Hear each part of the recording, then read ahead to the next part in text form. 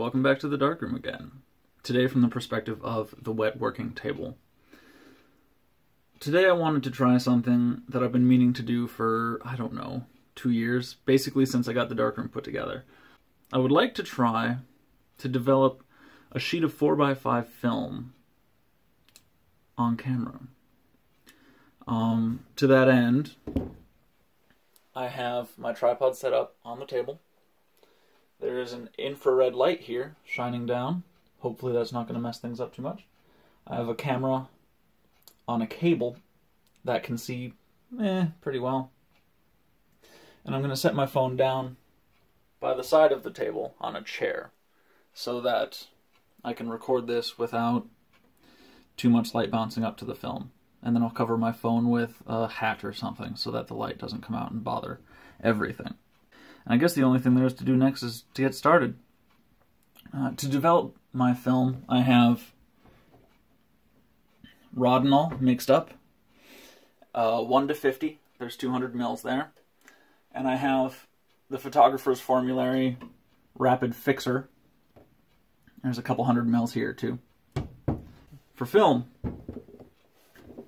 I'm using, or today I used,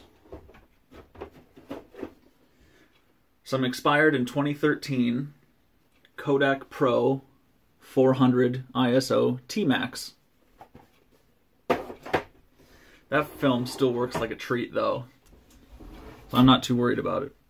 I'm going to develop for 6 minutes, and we're not going to watch the whole thing, and then I'll rinse and fix for another 6 minutes, and wash, and then we'll look at how the negative came out. Hopefully not ruined by the lamp. Well, as far as experiments go, I think that worked out pretty well. The camera on the Snake has potato quality, but you can see it comes out of the holder white, which is interesting. Or at least very reflective to the UV light. And as it develops, you can see the density coming through, the shape of the tree. Which, oh, incidentally, let's look at that negative. Here's a 4x5 negative. This is the same tree, or trees rather, it's a pair of trees, that I took a picture of with the Tower box camera in yesterday's video.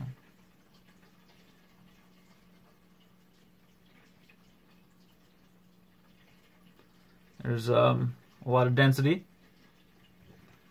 and there's still good detail.